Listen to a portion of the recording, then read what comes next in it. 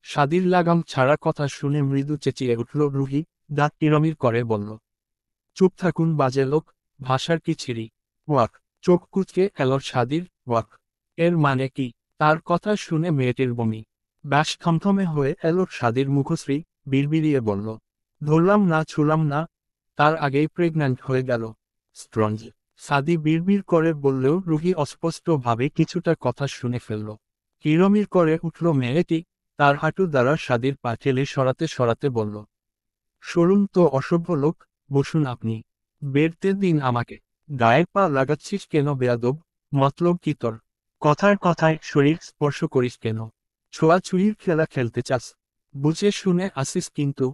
আমি কিন্তু এক বিন্দুও ছাড় দিব না। সাদির কঠিন ধমকে কেঁপে উঠল মেয়েটি, বড্ড হতবাক হল সে। সাদির কথা বার্তায় আচার আচরণে আজকাল অনেক পরিবর্তন এসেছে। কি হলো লোকটার? কয়ে আগে তো এমন লাগামহীন কথাবার্তা বলেনি।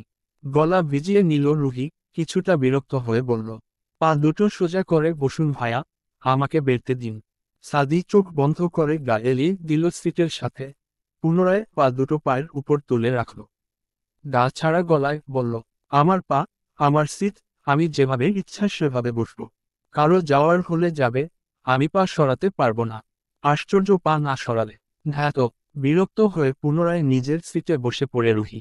সে ভালো করেই বুঝতে পারছে লোকটা ইচ্ছে করে আটকে রাখছে তাকে। কিন্তু কেন? এ সাদি ভাইকে তো সে চেনে না। কোনা চোখে একপল চাইল ছেলেটির দিকে, চোখ বন্ধ করে মাথা এলিয়ে আছে সিটের সাথে। ঘুমিয়ে পড়ল নাকি আবার? এভাবে প্রেময় দৃষ্টিতে তাকিয়ে থেকো না সুন্দরী, নিজেকে হারিয়ে ফেলবে আমাতে। আকস্মিক সাদির এমন কথা শুনে ভরকায় রুহি, হতবিহ্বল চিত্তে চোখ বড় হয়ে এলো তার। সাদির চোখ এখনো বন্ধ, তবে লোকটি বুঝল কি করে সে তাকিয়েছিল। বড্ড লজ্জায় পড়ে গেল মেয়েটি, আর্স্ট হয়ে জানালার পাশে ঘেঁষে বসল। আজকাল সাদির কথার পিছতে পটর পটর করে ওর দিতে পারে না সে। লোকটির কথাগুলো কেমন খোলাটে খোলাটে লাগে। তার মুখের বাক্যে আজকাল অস্বস্তিতে ফেলে দেয় তাকে, ফাঁসফাঁস করে লজ্জায় আঁকড়ে ধরে তাকে। কিন্তু কেন? জানালায় উঁকি মেরে বাহিরের দৃশ্য দেখতে ব্যস্ত বিন্দু, খোলা জানালা গলিয়ে শাঁসা করে বাতাস এসে গা ছুঁয়ে দিচ্ছে তার। তীব্র বাতাসের তাণ্ডবে চোখ ছোট ছোট হয়ে আসছে মেয়েটির, মাথায় শুভ্র ওড়নাটা বারবার উড়ে যেতে চাইছে, এলোমেলো করে দিচ্ছে তাকে পরনের বস্তু। বিন্দুর খুব ভালো লাগছে এই মৃদু বৈরী হাওয়া, হাত বাড়িয়ে বায়ু ছোঁয়ার বৃথা চেষ্টা করছে আর মিটমিট করে হাসছে। ঠিক তখনই এসে পাশে কেউ বসে। বিন্দু অনুভব করল, তবে বিষয়টি পাত্তা দিল না, ভাবল রুহি এসে বসেছে। তাছাড়া আর কে বসবে? তবে মিনিট খানেক গড়াতেই মেয়েটির নাসারন্ধ্রে কেমন পরিচিত পরিচিত পুরুষালী পারফিউমের সুঘ্রাণ আসে। কোথায় কখন কার থেকে যেন অনুভব করেছিল এই কড়া সুঘ্রাণ। ঠিক ঠাহর হচ্ছে না তার মস্তিষ্কে। বড্ড কৌতূহল জাগল মেয়েটির মনে, ঘাড় ঘুরিয়ে দেখার ইচ্ছে করল। তবে তার আগেই কেউ গম্ভীর গলায় ধমকে উঠল, হাত বাহিরে কেন দিচ্ছিস, স্টুপিড। পরিচিত পুরুষালী গম্ভীর কণ্ঠস্বর শুনতাই চমকে উঠে বিন্দু। তড়িৎ গতিতে ঘাড় ঘুরিয়ে পাশ ফিরে চাইল। অমনি ভূত দেখার মতো চমকে উঠে দাঁড়ালো। ব্যাস সঙ্গে সঙ্গেই মেয়েটির মুখ থেকে বের হলো উফফ নামক ব্যথাতুর বাক্যখানা। বেখেয়ালির দাঁড়াতে গিয়ে বাঁশের মিনি লোকারের লোহার সাথে মাথার তালুতে বাড়ি খেল। বেশ ভালোই চোট পেয়েছে বেচারি। মাথা ঢালতে ঢালতে পুনরায় নিজ স্থানে বসল মেয়েটি। মারিদ ছিল পাশে সিটে, দরুন তার নজর পড়ল বিষয়টি। তিনি কিছুটা বিচলিত কণ্ঠ জিজ্ঞেস করল, বেশি ব্যথা পেয়েছেন ভাবি? বিব্রত বোধ করল মেয়েটি, নিজের ওপর বিরক্ত হলো বড্ড। কি দরকার ছিল লাফিয়ে উঠে দাঁড়ানোর? হনুমান মুখ লোকটি তার বন্ধুর সামনে মানসম্মান খানা প্লাস্টিক হয়ে গেল। ইস, এত লজ্জা কোথায় রাখে সে? কাচুমাচু মুখের জোর পূর্বক ঠোঁটে হাসি টানল মেয়েটি। মিনমিনে গলায় সুথাল, না ভায়া, ব্যথা পায়নি। তারপর আর চোখে চাইল অন্যর দিকে। লোকটি কেমন চোখ মুখ শক্ত করে নির্লিপ্ততা ভঙ্গিতে বসে আছে। চোখ কুচকে এলো বিন্দুর, এত সিট থাকতে লোকটিকে এখানেই বসতে হলো। খুব তো বলেছিল, আমার সামনে যেন না দেখি। তো এখন কে এসেছে? ভেঞ্চি কাটল মেয়েটি, ঘাড় ঘুরিয়ে তাকালো মারিদের দিকে। বিনয়ী কণ্ঠে বলল, ভাইয়া, একটা সিটের ব্যবস্থা করা যাবে? কার জন্য ভাবি? আমতা আমতা করতে লাগলো বিন্দু, মিনমিনে গলায় বলল, আমার জন্য। কপাল গোটালো মারিদ। প্রশ্ন ছুড়ে সে, আপনি তো আপনার সিটে আছেন, চেঞ্জ করবেন কেন? Annie problem? মারিদের এই গোয়েন্দাগিরির জন্য মনে মনে বড্ড বিরক্ত হলো বিন্দু। এত প্রশ্ন করার কি আছে আজব তো। মেয়েটি বিরক্তি টুকুর টুকুর করে গিলে ফেলল। রিনরিনে গলার বলল, এমনি ভায়া, একটা সিট পেলে ভালো হতো আর কি। মারিদ বোধহয় বুঝল কিছু। সে দাঁড়িয়ে সূক্ষ্ম দৃষ্টিতে পরখ করল পুরো বাসটা। অতঃপর মৃদু হেসে বলল, সিট তো খালি নেই ভাবি, যেগুলো আছে তা আপনার জন্য নিরাপদ নয়। এই কিছু ঘন্টারই তো ব্যাপার। তাছাড়া আপনি পৃথিবীর সবচাইতে নিরাপদ স্থানে আছে। নিরাপদ না ছাই। দুনিয়ার সবচেয়ে আতঙ্কিত মানুষের কাছে নিরাপদ থাকবে কথাটা হাস্যকর না। বিন্দু বিরক্ত হয়ে জানালার পাশ চেপে বসে বসল। আনন্দটাই মাটি হয়ে গেছে তার। কত সুন্দর মুক্ত বাতাসে উড়ে উড়ে চলছিল মনখানা। লোকটা তার খুশিতে এক বলতি পানি ঢেলে দিল। হাঁসফাঁস করে বিন্দু। এমন একটা হনুমান মুখ মানুষ পাশে থাকলে কি শান্তিতে দুদণ্ড নিঃশ্বাস নেওয়া যায়। বিন্দু আর চোখে চাইল অর্ণর দিকে দেখার চেষ্টা করল লোকটা কি করে। মেরুন শার্ট খানা কনুই পর্যন্ত গোটানো হাতা। মেয়েটির দৃষ্টি আটকে গেল অর্ণর পেশিবহুল হাতে। ফর্সা শক্ত কবজি, উন্মুক্ত কনুই অবধি কালো কুচকুচে লমে আবৃত।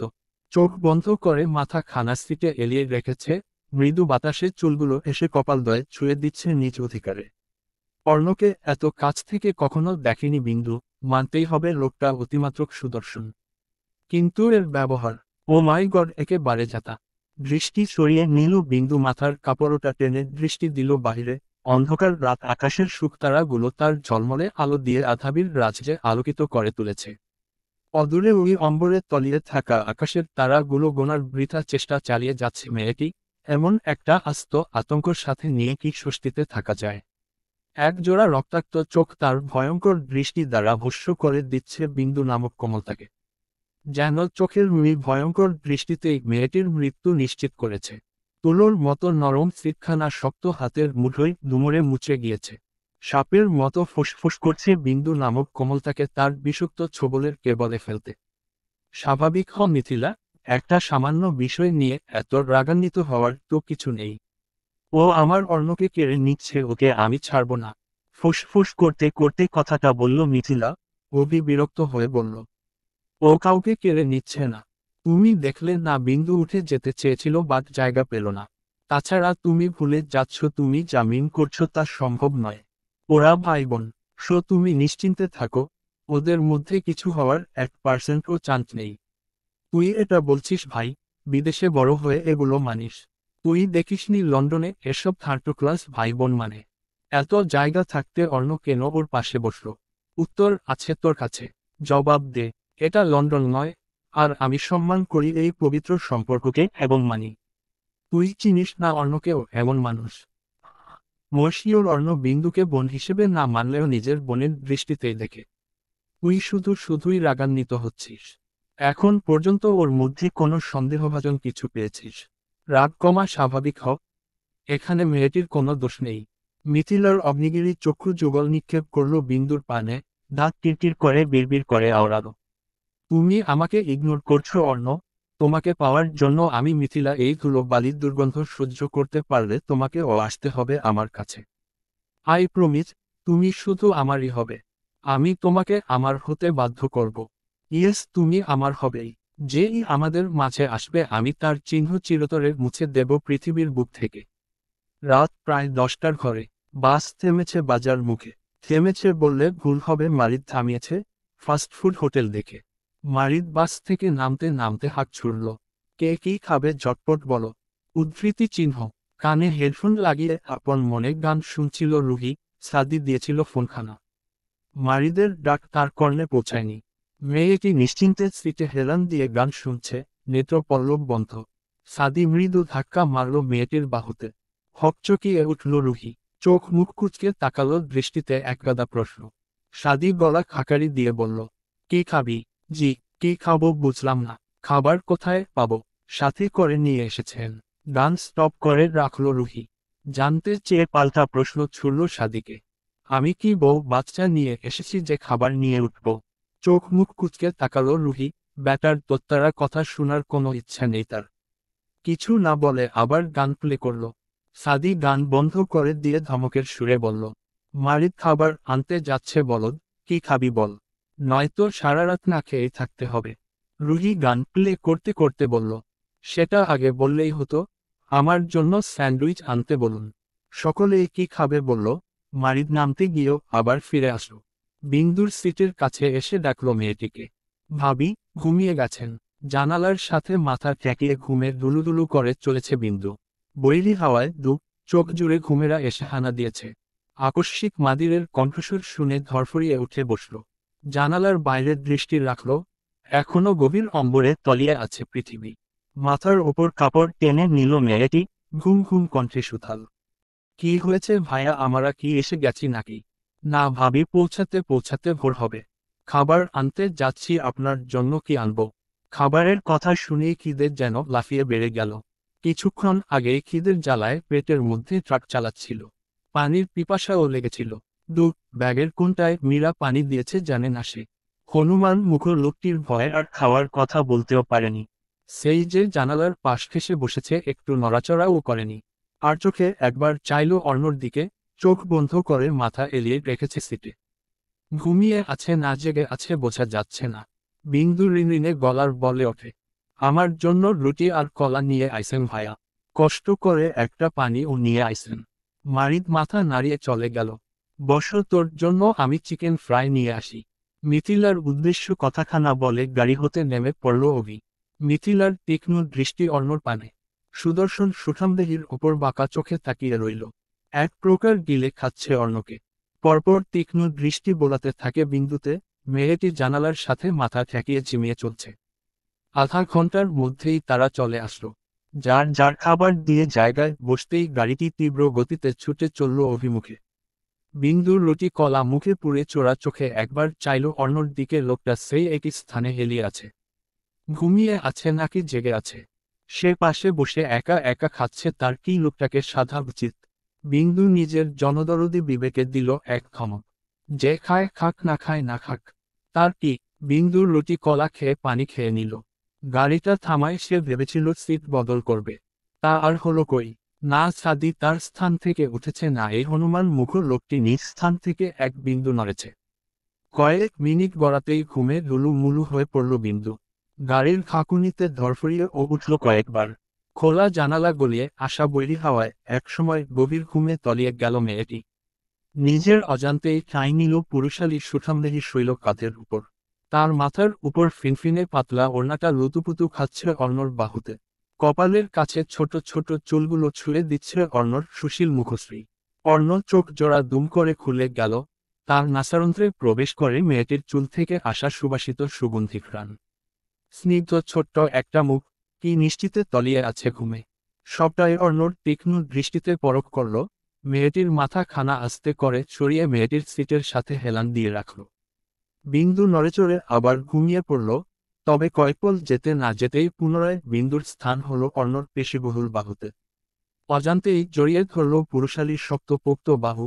মেয়েটির যেন ঘুমের ঘরেই খুঁজে নিল একটি ভরসাযোগ্য স্থান। নিশ্চিন্তে তলিয়ে গেল গভীর নিদ্রায়। বিন্দু, এই বিন্দু, ওর এসে গেছি আমরা। রুহির কণ্ঠস্বর। বিন্দুর কর্ণে পৌঁছিয়েছে, তবে তার জাগার কোনো তারা দেখা গেল না। মৃদু গলায় রুহি পুনরায় ডাকল। মেয়েটি ঘুমের ঘোরে উম করে নড়েচড়ে কোল বালিশ জড়িয়ে পুনরায় ঘুমের প্রস্তুতি নিচ্ছে। তবে মেয়েটির ঘুমের 12টা বাজিয়ে কেউ বলে উঠল, ভাবি উঠবেন না? ঘুম হয়নি? কাঁথা বালিশ এনে দেব। এটা মারিদের গলা চিনতে একটুও অসুবিধে হলো না বিন্দুর। আশ্চর্য, লোকটা তার বেডরুমে কি করছে? বিন্দুর খুব বলতে ইচ্ছে করল, ভাবি ভাবি করে তো একেবারে মুখে ফেনা তুলে ফেলেন। অথচ আমার না হওয়া বরটাই এনে দিতে পারলেন না। একদিন জড়িয়ে ধরে ঘুমাতে পারলাম না। আসছে শীত, এই শীতে কম্বল না থাকলেও বরটা কিন্তু আমার চাই চাই। উদ্ধৃতি চিহ্ন। ঘুমের তাড়নায় এসব কিছুই বলা হলো না। ঘুমের মধ্যেই বিরক্তিতে চোখ কুঁচকে এলো মেয়েটির। কোল বালিশটা এত শক্ত কেন? মানুষের কলহ আর গাড়ির হর্নের শব্দে কান চালাপালা হয়ে যাচ্ছে। টিপটিপ করে চোখ মেলে তাকালো বিন্দু। মাথার নিচের বালিশখানা কেমন শক্ত। মনে হচ্ছে সারা রাত ইটের ওপরে শুয়েছিল সে। আজ বোঝা চোখ মেলে তাকাতেই হকচকিয়ে গেল মেয়েটি। মারিদ সাদি রুহি দাঁড়িয়ে আছে তার মুখের সামনে। আশ্চর্য, এরা তার বেডরুমে কি করছে? কপালে উষ্ণ নিঃশ্বাসের আভাসটুকু পেতেই মেয়েটি হতভম্ব চিত্তে পূর্ণ দৃষ্টিতে তাকালো, মাথা উঁচু করে। অমনি মেয়েটির আত্মা কেঁপে উঠল। তার মাথা অর্ণর কাঁধে কোলবালিশের মতো অর্ণর বাহু জড়িয়ে ধরে আছে। চোখ কপালে উঠে দাঁড়ালো মেয়েটির। অর্ণ নির্লিপ্ততা ভঙ্গিতে মোবাইল ফোন স্কেল করে চলেছে। নিজের অবস্থান সক্রিয় হতেই ছিটকে দূরে সরে গেল মেয়েটি। সারারাত লোকটির কাঁধের উপর চেপে ঘুমিয়েছিল। অস্বস্তি, লজ্জা, ভয় মিশ্রিত অনুভূতি হলো মেয়েটির। চোরের মতো হাঁসফাঁস করল।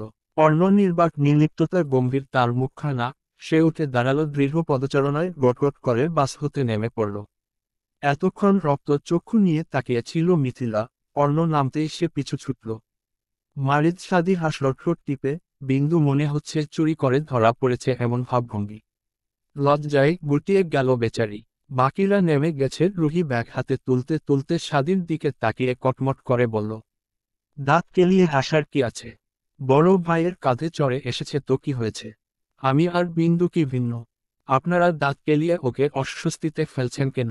সরুন, ফুলের রানী, আমার সাথে আয়। বিন্দু মাথার কাপড়টা টেনে গুটি গুটি পায়ে নেমে দাঁড়ালো বাস হতে। সবে মাত্র পূর্ব দিগন্তের কিনার ঘেঁষে লাজুক সূর্যটা উকি দিচ্ছে। সবাই হাত মুখ ধুয়ে খাবার হোটেলে ঢুকেছে। রাস্তার পাশেই টিউবওয়েল। বিন্দু মুখ ধুয়ে বড় বড় চক্ষুযুগল করে দেখে চলেছে প্রকৃতির সৌন্দর্য। ক্ষেত ভরা ফসলে সূর্যের কিরণ পড়ে কেমন ঝলমল করছে। বাতাসের তালে তালে নেচে যাচ্ছে মাঠ ভরাট ফসল। বিন্দু মুগ্ধ দৃষ্টিতে তাকিয়ে মারিদের উদ্দেশ্য বলল, আপনাদের গ্রামটা অপূর্ব সুন্দর ভায়া। মারিদ হাসে, যার মন সুন্দর তার কাছে সবই সুন্দর। মেয়েটি বড্ড চঞ্চল ও সহজ সরল। এই গ্রামে আরো অনেক সুন্দর সুন্দর জায়গা আছে ভাবি, সব ঘুরিয়ে দেখাবো আপনাদের। এখন আসুন, নাস্তা করে নেই। আর কত দূর ভায়া? জানতে চাইল রুহি। জবাবে মারিদ সুথাল, এই তো মিনিট 10 লাগবে। চলো চলো, হোটেল সবাই ঢুকে গেছে।